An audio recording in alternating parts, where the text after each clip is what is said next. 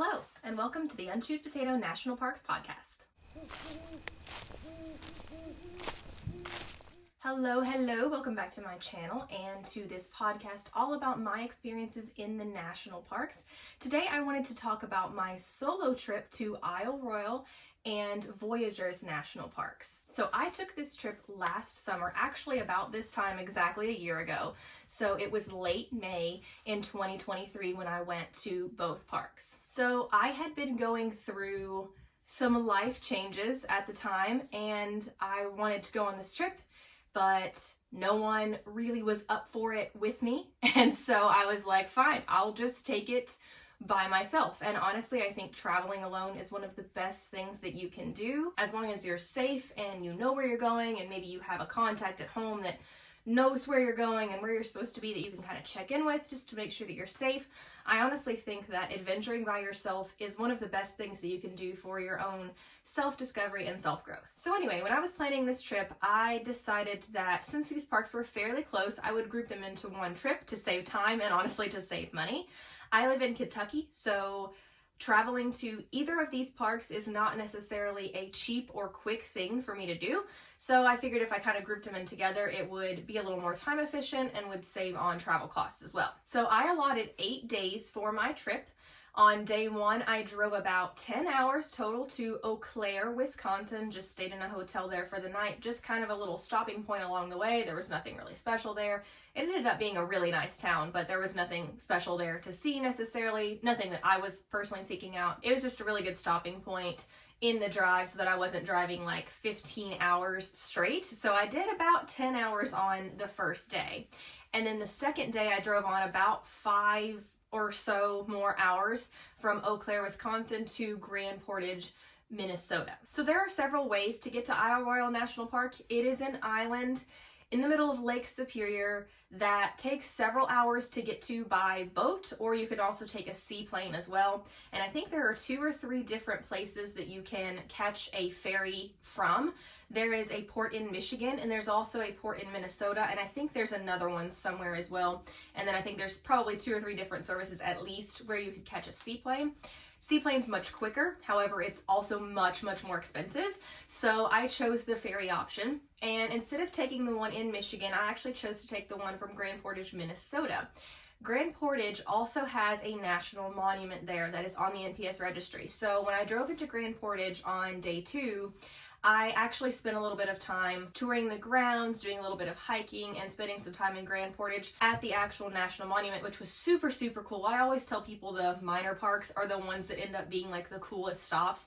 And Grand Portage is small, there's not much to see there, but it was definitely worth spending the time there. I absolutely loved that afternoon. It was a little rainy here and there, but it honestly ended up being a great time. I had a campground there right outside of the national park boundary, so that's where I ended up staying for the night. But before that, I actually went on up, I drove on up a little bit to Grand Portage State Park, which I believe is a shared border park. So like I was right there at the border of Canada, and had I had my passport, I could have driven on through and gone to the other side of the park on the Canada side, but I didn't realize I was going to be that close to the Canadian border, I guess, and so I didn't have my passport. However, I did plenty of exploring on the US side. And there's a river called Pigeon River that flows between the 2 parks. It's basically the boundary between the US and Canada. So I spent a couple hours on the US side, hiked through that park a little bit, came around the corner, saw this giant waterfall that I was not expecting to see. And so that was like the highlight of the first part of the trip for me, was actually Grand Portage State Park. And I always tell people when you're doing these national park adventures, look for surrounding state parks, because honestly sometimes they end up being just as cool or even more cool than the actual national park experience. So that was the second day of my trip, was exploring the Grand Portage, Minnesota area. On day 3, I caught a ferry from Grand Portage to Royale, and there are several different places that you can go into when you're going to Royale as well, but I chose to go to Wendigo. There is also Rock Harbor, which is the other side, like the east side of the island. Wendigo's on the west side. And I think there's 2 or 3 other little ports as well that you can come into, but those tend to be, I think, the 2 main, like, highly trafficked points of Royale is Wendigo and Rock Harbor. So unfortunately, I didn't get to go to the east side of the island. I am planning a trip back. That's going to be another episode, so stay tuned for that. But I spent 2 days on the Wendigo side. So I took the ferry from Grand Portage to Wendigo, and it took several hours, at least 2 or 3 hours to get from Grand Portage to Wendigo. And when you get off the ferry there, you do a little check-in with a ranger. And because I was going at like the very beginning of the opening of the park, there were definitely limited resources, but there was still a ranger there to meet us when we got off the ferry. So that's an important note about some of these national parks. They have limited services in their off season depending on the weather there. And Isle Royale, I believe, is actually the only national park that completely closes for several months. They close from like October through like April, I believe. And so I was coming at the end of May, so it was still pretty chilly there because it's so far north. And the island doesn't fully open until I believe the first or second week of June. So at that point, if you go in June or July or I believe August, then you get the full service with like open visitor centers and full service like camp stores and all that stuff.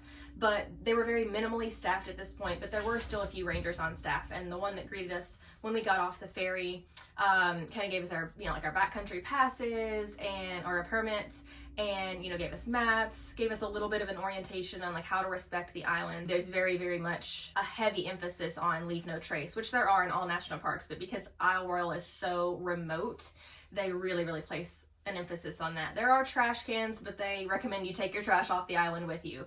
There are water sources there, but they're not always reliable. So it's just so remote. There's no cell service. It's an absolutely wonderful vacation if you just need to get away, like you and your partner or you and your friend, or you by yourself just need to get away. It's the absolute most perfect remote location for a little, secluded getaway. So we got off the ferry, had our orientation with the ranger, and then at that point, we were turned loose to hike wherever we want. There was a crew there that happened to be hiking for, I think, like moose bones or something. They were foraging and searching, I guess, doing research. There were a few other groups of us there that were just, overnight camping at one of the local campgrounds. There were a few people that were through hiking the island, which that's what I want to do when I go back. Again, stay tuned for a future episode on that. But yeah, so you're pretty much turned loose at that point, just like you are in all national parks.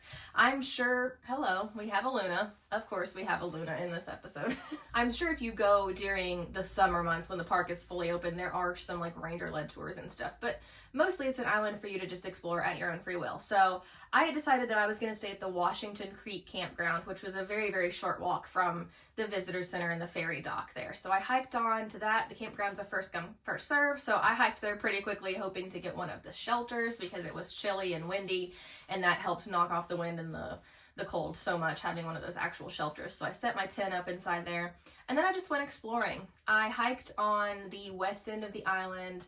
I went more west on a trail, and then went a little more east and just kind of did some exploring. There's several trails, like shorter trails around pretty much all parts of the island, and then there's one big trail that leads from Wendigo all the way to Rock Harbor, so you can kind of like hike all the way across the island. It's like 40 something miles all the way across. The first day that I was there, I kind of more stuck on the west side of the island, and then the second day, it was super, super cold that night. It got down to like the 30s, so the next day I got up pretty early because I was cold and I was ready to get going, and I did a little sunrise hike. I heard a wolf cry, which if you know anything about Isle Royale, if you see a wolf, you are like holy, and if you hear a wolf, you're still in like a huge minority. So I heard a wolf cry across the lake, or like the little bay area there early in the morning. I did a sunrise hike and saw a moose and her calf, like they were just like standing right off the trail. And they do like a whole little blurb on moose safety, like when you get off the ferry and you have your little orientation with the ranger. So as soon as I came around the corner and saw the cow, the mama moose, I was immediately looking for the calf, and she was right there with the cow. So they say not to be between the moose and her calf. Like you need to make sure you're on the other side of the calf and not between the mama and her baby. So thankfully, as soon as I saw the mama moose, I looked and there was her baby right there with her. So I was safe. I just continued quietly and slowly on around the bend on the trail, and she stayed where she was, and there was no encounter. But it was really cool to hear that wolf cry, to see the moose. And so I just kind of continued on around that trail up to a little ridge, kind of saw the sunrise, and then by that point the ferry was coming back. So fun fact about the Voyager 2, which is the ferry that I took from Grand Portage to Wendigo. It comes in on one day to Wendigo, sails around the north side of the island to the east side where Rock Harbor is, and drops people off there and docks there for the night. Then it picks people up at Rock Harbor the next morning, sails around the south side of the island, and then comes back to the west side where Wendigo is, and I guess drops people off if you wanted to go from Rock Harbor to Wendigo, and then it also picks people up and then goes back to Grand Portage. So it kind of makes like a circle like this every other day. So there are day trips on the Ranger 3 that go from Michigan, like the Michigan side, to Isle Royale. But if you're going from Minnesota, I don't think there's any day trips at all. You're at least going to spend an overnight there. So caught the ferry the next morning. It was really cool. I was sitting the next morning on the dock with a bunch of older men that frequent the island. Like, they come back to the island year after year and just camp for a few days, get away from everything. And so just talking with some of these older guys that have done this for years and years and years, I was like, I'm part of the magic of the island now. So if you go to Isle Royale, just be prepared for an experience. It is unlike any other national park. It's so, so special. I can't really explain how special it is. You just have to go and experience it. So hopefully, if you're watching this, you get to go and experience the island someday. It's truly a gem. Like I said, it's a great secluded retreat from the real world. It gets chilly. If you're there in the winter or early spring, or probably even, fall, I'd say it'd be pretty chilly. In the summer, I've been told that it gets very buggy, so take plenty of bug spray if you're going to be there in the summer, but Lake Superior is always pretty chilly, so just kind of keep that in mind. And if you're going in the off season, you definitely want to pack plenty of food and water, because camp stores aren't open, visitor centers aren't open. I actually got lucky and I caught a ranger. Like, I don't think the visitor center was actually open, but I just happened to be walking that way, looked in, and there was a ranger in there. And so I walked in and I was like, hey, do you care if I look around? And she was like, no, it's fine. Like, they were putting up all the stuff like in the little visitor center store. They were putting up all the souvenirs and stuff, like, placing everything on the shelves. And there's a couple other girls that came in and out as I was in there. And so they let me look around. I got my little passport stamp and everything. So that was cool that I happened to get lucky and just walk by when there happened to be a ranger inside, and they were nice enough to let me in. But technically the visitor center wasn't open. So just be aware of that. If you're going in technically the off season, then you're not going to have those amenities. And also be aware that you cannot go in the winter. You cannot visit that island at all. It's completely closed. Like, even like personal boats and planes and stuff like that are not supposed to go. So the entire island is the national park. So you cannot technically go to any part of the island when it's closed, like in the winter. But yeah, so that was a summary, a very short summary of my experience on Isle Royale. I love that island. I can't wait to go back. I'm sure I will go back more than once. So on day 4, catch the ferry back. It's a long ride. We had to wait for the ferry. It was a little bit late that morning. And then you have to actually ride the ferry all the way back, which, like I said, takes a few hours. So when I got back to Grand Portage, I was honestly exhausted. I hadn't slept well the night before because, you're camping. You never sleep super well when you're camping, at least I don't. And it was cold, and I'd done a lot of hiking, and it was super windy, so I was like, my face was all chapped, and I was a little bit sunburned, I think. So I get back to Grand Portage. I actually went back to the National Park Visitor Center there at Grand Portage National Monument, and kind of wiped down, changed clothes, took care of my chapped face, and then I drove on over toward Voyageurs National Park. I stopped at a brewery there. It was actually Voyageurs Brewing Company that was sort of on the way from Grand Portage down over to Voyageurs National Park. Got a good dinner, got some beer to go, and then continued to make the trek on over. So it was about a 4-hour drive total from Grand Portage, Minnesota, over to Voyageurs. And I stayed at a little place called the Vermilion Motel. And you can't book it online. You have to call in and make your reservation. Small family-owned business, but that was honestly the highlight of the trip as far as accommodations. I wish I could have stayed there the whole entire trip. It was wonderful. So if you're passing through that area, it's in Cook, Minnesota, right outside of Voyageurs National Park. It was I think a half-hour drive maybe from the motel into the park, and it was absolutely wonderful. I wish I had planned an entire trip to Voyageurs and just stayed in that motel the entire week. But yeah, so I got a good night's sleep there, big comfy bed, nice shower. That was super nice after I had been camping for 3 days straight, basically, at that point. And then the next morning, I hit the road onto Voyageurs National Park. Now, originally, I had been planning to camp in the park that night. I was gonna, tour the park that day, camp in the park that night, and head back to Minneapolis the next morning. However, I was so tired of camping. And the weather changed drastically. It was very cold in Minnesota and Michigan, or like the east side of Minnesota and Grand Portage. And then as I drove more west, it got very buggy. My car was like covered in mosquitoes by the time I got to the motel the night before. And it was very hot. So I went from like the 40s or 50s to like the 80s. So honestly, I was just tired. I wasn't really feeling it. And so I did my day in the park, but then instead of camping in the park that night, I canceled my reservation and I ended up driving on down to Minneapolis that night. So more about that in just a second. But yeah, so my day in the park, it got cut a little short. It was definitely not what I was expecting to do. So I'm definitely planning a whole nother trip to Voyageurs National Park as well. But I found a little local place that rented kayaks. It was like a restaurant, bar, lodge type situation, but they also rented kayaks and canoes and things like that out for the day. So I rented a kayak. It was like $40 for the entire day, super cheap. However, it was a much smaller kayak than I was used to and that I was expecting. I'm used to like those wider, shorter kayaks. This was like a really long, skinny kayak. I guess I don't know if it's better for like big open waters or if it's like more of a racing kayak or what. It just wasn't what I was used to, so I was extremely uncomfortable in the kayak. I had a lot of trouble turning it. I couldn't turn it on a dime like I'm able to do with the kayaks that I'm used to maneuvering. So I was out on this huge lake. It's Lake Cabotogama. Make sure I'm saying that right. I think I am. They call it Lake Cab up there, which is completely understandable. So I'm out on this lake in this open water. I can't turn this kayak. I'm kind of getting scared at this point. Like, the waters are pretty rough. There's like big speedboats and stuff that are out there creating wake. So I'm trying to find like these little private coves. And so I'm paddling around, I'm having a good time, but I'm a little bit nervous. And then I look over and I see this little like teeny tiny island in the middle of the lake. And so I'm like, well, I'll just go over there. I don't know if I can like dock the kayak or get out. It'd be really nice to do that. I'd love to get out of this thing for a few minutes. Maybe pull the kayak on shore. If I can't do that, it's okay. I'll just kind of like hang around that little island for a second. So I go that way. I can't turn the kayak. I see a couple of fishermen, but I'm trying to go away from them so that I don't get in their way, you know. Apparently I got in their way anyway, and there was this super rude fisherman who like cussed me out and was like really rude to me because I was apparently going through the area where I guess their lines were dropped. They were over here, but I guess their lines were like way over on the other side. So whatever, I tried to sort of apologize, but he was so rude about it that I didn't really feel super apologetic. So at that point, I just like sailed around the island and then I just kind of started paddling back to shore. I was kind of over it at that point. I'd been out there for 2 or 3 hours anyway, so I was over it. And so I went back, dropped my kayak off. Even though I had it for the whole day, I knew I wouldn't use it for a long amount of time. I'm not a very experienced kayaker. I'm not very strong in my upper body, so I knew I wouldn't be out there for very long. So I dropped my kayak back off and I actually went to that little restaurant and ate. And off the top of my head right now, while I'm speaking, I cannot remember the name of this place, so I'll put in a picture or put in a lower third or something to tell you guys the name of that place, because I would love to direct traffic to them. They were wonderful. But I ended up eating there, had a local beer. It was a great afternoon.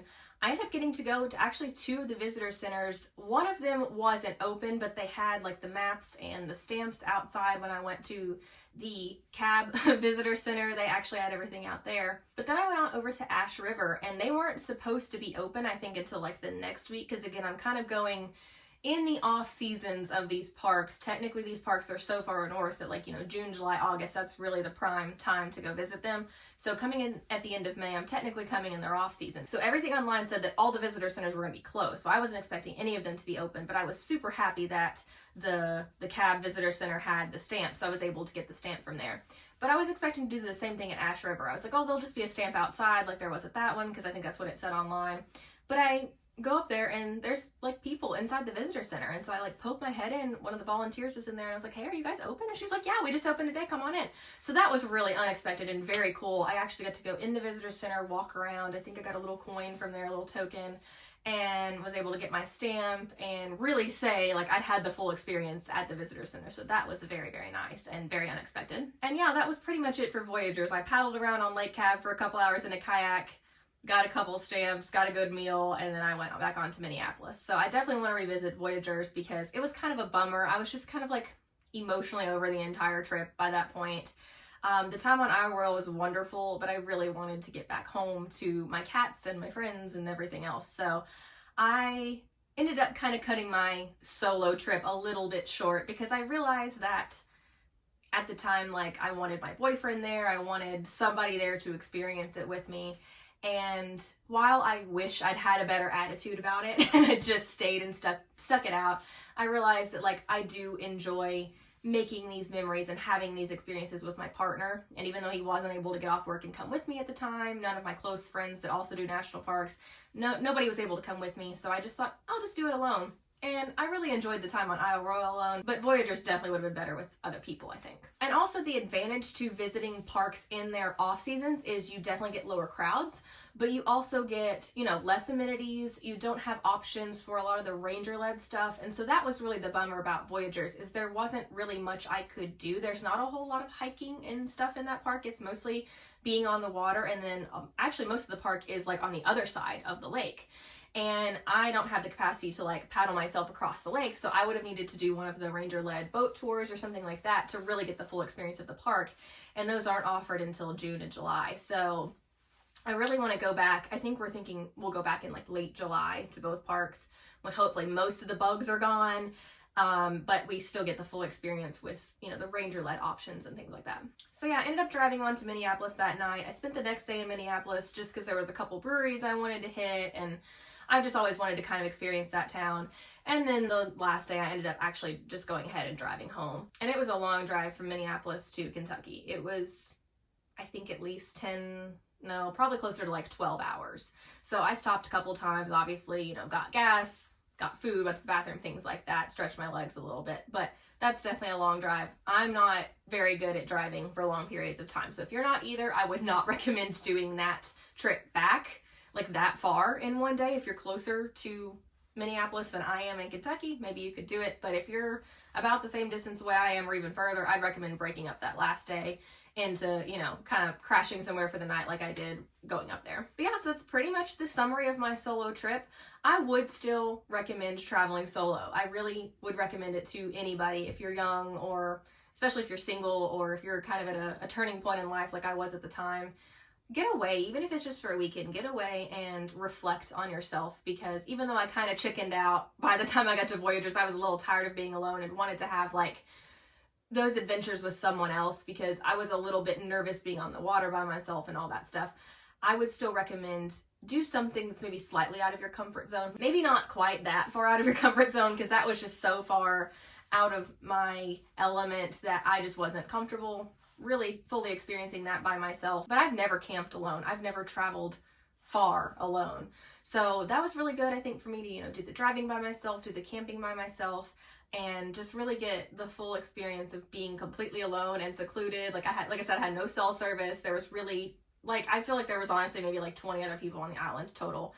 And they were polite, they were nice to you in passing, but nobody really necessarily felt the need to like engage you in a conversation. Like I said, that morning we kind of all sat on the dock and started conversing with each other, but I think everybody could have also been fine just sitting there in silence too. So the island is definitely a place of peace, and I can't wait to go back. And I also can't wait to go back to Voyageurs and really get the full experience of that park, spend a couple days there and get to really go out on the water, see the other side of the island. There's so much I didn't get to see.